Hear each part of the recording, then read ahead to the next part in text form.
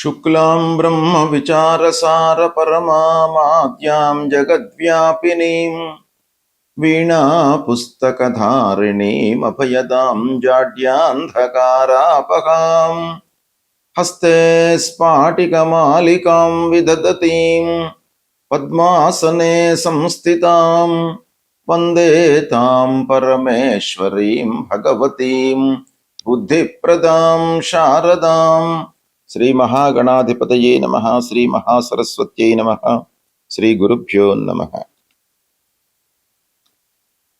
శుక్రగోచారము తదనుగుణంగా ద్వాదశ రాసుల వారికి ఫలితాలు ఎలా ఉంటాయి అనేటువంటి విషయము కనుక చూసినట్టయితే, శుక్రుడు 1 ఆగస్టు నుండి 2 సెప్టెంబర్ మధ్యకాలంలో కన్యా రాశిలో సంచారం చేస్తూ ఉన్నాడు. కన్యా రాశి శుక్రుడికి నీచ స్థానం అవుతుంది. అయితే కన్యా రాశి అధిపతి బుధుడు, శుక్రుడికి బుధుడు మిత్రగ్రహము గనక, అంటే మిత్రుని క్షేత్రంలో నీచ స్థానంలో సంచారం చేస్తూ ఉన్నాడు. అంటే నీచ స్థానం మూలకంగా కలిగేటువంటి దుష్ప్రభావము మిత్రక్షేత్రము మూలకంగా అది మనకు కాంపెన్సేట్ అయ్యి మధ్యస్థమైనటువంటి ఫలితాలు శుక్రుడి మూలకంగా కలిగే సూచనలు బాగా ఉన్నాయి. అయితే శుక్రుడు చాలా ప్రధానమైనటువంటి గ్రహం. శుక్రుడు ఎన్నో విషయాలపై ప్రభావాన్ని చూయిస్తాడు. ముఖ్యంగా శుక్రుడు దాంపత్యం పైన, సుఖము, వాహనాలపైన, వస్త్రాలు, ఆభరణాలు కొనుగోలు, సుగంధ ద్రవ్యాలు, సంగీతము, సాహిత్యము, చతుషష్ఠి కళలపైన, విలాసవంతమైనటువంటి వస్తువులను కొనుగోలు చేయడము, విలాసవంతమైనటువంటి జీవితాన్ని గడపడము, సౌందర్యానికి, ఐశ్వర్యానికి, శృంగారానికి, సమస్త భోగ భాగ్యాలకు కూడాను కారకుడు శుక్రుడు. అలాంటి శుక్రుడి యొక్క స్థితి, సంచారము ఏ స్థానాలలో జరుగుతుంది అనేటువంటిది చాలా ప్రధానమైనటువంటి అంశము. శుక్ర బలము స్త్రీణాం శ్రేష్టం అని శాస్త్రం చెబుతోంది. ముఖ్యంగా శుక్రుడు మంచి స్థానాలలో సంచరిస్తున్న సమయంలో మనకు సుఖ సౌఖ్యాలు కలుగుతాయి. పుట్టిన సమయం లోపల కూడాను శుక్రుడి యొక్క స్థితి అనుకూలంగా ఉన్నట్టయితే వాళ్ళ యొక్క జీవనము సుఖమయంగా కొనసాగుతుంది అని మనకు జ్యోతిష్ శాస్త్రం చెబుతోంది.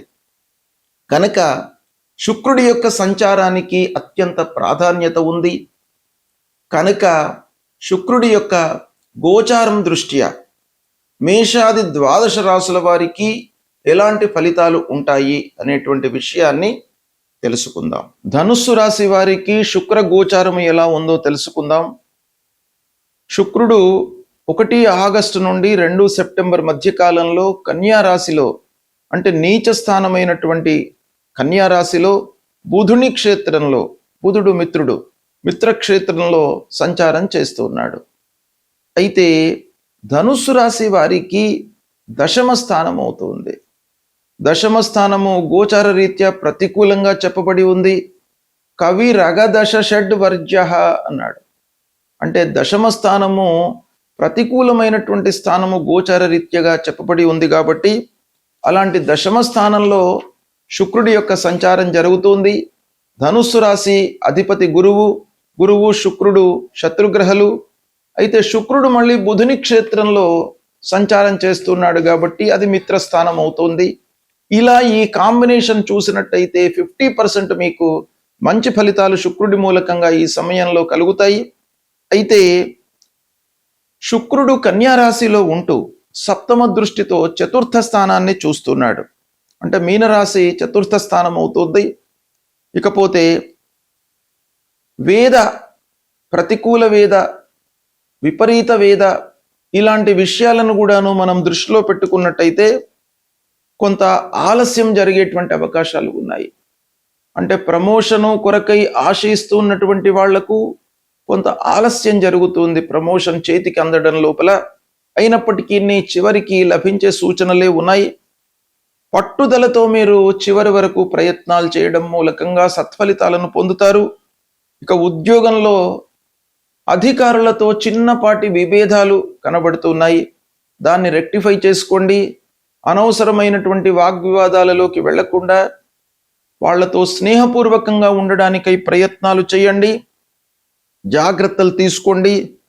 బాధ్యతలు పెరిగినప్పటికీ ఫలితాలు మీకు అనుకూలంగా కనబడుతున్నాయి. వ్యాపారులకు, కొత్త పెట్టుబడులకు అనుకూలమైనటువంటి సమయము కాదు కనుక వ్యాపారస్తులు ఒక నెల రోజుల పాటు కొత్త వ్యాపారానికి వాయిదా వేసుకోవడానికై ప్రయత్నాలు చేయండి. చేతిలో ఉన్న వ్యాపారాన్నే కొనసాగించడానికై మనస్సు నిలపండి. ఇక ప్రభుత్వ పనులు చేస్తూ ఉన్నటువంటి కాంట్రాక్టర్స్ విషయం ఆలోచించినట్టయితే కొంత ఆలస్యంగా మీకు చేతికందడము, ఆలస్యంగా మీకు రావాల్సినటువంటి డబ్బు రావడము ఇలాంటివి జరిగే సూచనలు ఉన్నాయి. తద్వారా కొంత ఇబ్బందులను ఎదుర్కొంటారు. తల్లిదండ్రుల యొక్క ఆరోగ్యంపై మీరు శ్రద్ధ చూపాలి. ఈ సమయం లోపల కుటుంబానికి సమయం వెచ్చించండి. మీకు వర్క్ లోడ్ పెరుగుతుంది. వర్క్ లోడ్ మూలకంగా కుటుంబాన్ని, పిల్లలను, భార్యను మీరు ఓవర్లుక్ చేసే అవకాశం ఉంది. అయితే కుటుంబానికి సమయాన్ని వెచ్చించడం మూలకంగా మీకు ఇంటి వాతావరణం లోపల ఒక సుఖశాంతి ఏర్పడుతుంది. అది చాలా ఇంపార్టెంట్ విషయం గనక దానిపై మనస్సు నిలపండి. ఇకపోతే భార్యాభర్తలు విషయం లోపల పట్టింపులలోకి వెళ్లకుండా ఫ్లెక్సిబుల్గా ఉండడము ఈ సమయంలో చాలా అవసరము. అనవసరమైనటువంటి వాగ్వివాదాలు రాకుండా, డీప్ డిస్కషన్స్ చేయకుండా ఉండడం చాలా మంచిది. విద్యార్థులు ఏకాగ్రతతో చదివినట్టయితే సత్ఫలితాలను పొందుతారు. మంచి సూచనలు ఉన్నాయి విద్యార్థుల పరంగా. ఇక అనవసరమైనటువంటి ప్రయాణాలను మట్టుకు తగ్గించుకోండి, ఖర్చులను తగ్గించుకోండి. ప్రయాణాల మూలకంగా అలసట గోచరిస్తుంది. ప్రశాంతతకు మీరు ఎక్కువగా ప్రాధాన్యం ఇవ్వండి ఈ సమయం లోపల. ఓవరాల్గా చూసినట్టయితే ధనుస్సు రాశి వారికి ఈ శుక్రుడు కన్యా రాశిలో సంచరిస్తున్నటువంటి సమయము 50% అనుకూలంగా ఉంది, 50% ప్రతికూలంగా ఉంది. కాబట్టి మీరు కొంత జాగ్రత్తగా నిర్ణయాలు తీసుకుంటూ ప్రశాంతతకు, కుటుంబ సౌఖ్యానికి ప్రాధాన్యత ఇవ్వండి. సత్ఫలితాలను పొందుతారు. శుక్రుడు ప్రతికూలంగా సంచరిస్తున్నటువంటి సమయంలో తప్పకుండా మనము పరిహారాలు చేసుకోవాలి. శుక్రుడి యొక్క అనుగ్రహం కొరకై మహాలక్ష్మి అమ్మవారిని మనము పూజించడము చాలా శ్రేష్టం. మహాలక్ష్మి అమ్మవారిని మీరు పూజించినట్టయితే తప్పకుండా శుక్రుడు యొక్క సంతృప్తి మీకు అందుతుంది. మహాలక్ష్మి అమ్మవారిని ఎలా పూజించాలి అని అంటే, అమ్మవారు స్వరూపం శుక్రవారం రోజున మీరు దేవాలయానికి వెళ్ళండి. అమ్మవారి దేవాలయానికి వెళ్ళి ఆ మహాలక్ష్మి అమ్మవారిని తెల్లని పూలతో అర్చించండి.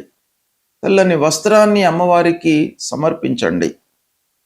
పాలు దానంగా ఇవ్వండి. అన్నదానం చేయండి. ఇవి చేసినట్టయితే శుక్ర ప్రీతి కలుగుతుంది. తద్వారా అమ్మవారి యొక్క అనుగ్రహంతో మీకు అన్నీ కూడాను శుభ ఫలితాలను ఇస్తాడు. శుక్రుడు ప్రధానంగా మనకు ఆనందాన్ని, సౌఖ్యాన్ని ఇచ్చేటువంటి గ్రహము గనుక తప్పకుండా శుక్రుని యొక్క అనుకూలత మనకు ఉండాలి.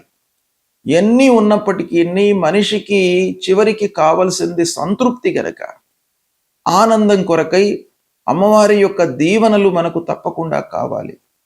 కనుక ప్రతి శుక్రవారము అమ్మవారిని సేవించండి. వీలైతే అమ్మవారి యొక్క మహాలక్ష్మి అష్టోత్తర శత నామావళిని శుక్రవారం కనీసము పారాయణం చేయండి.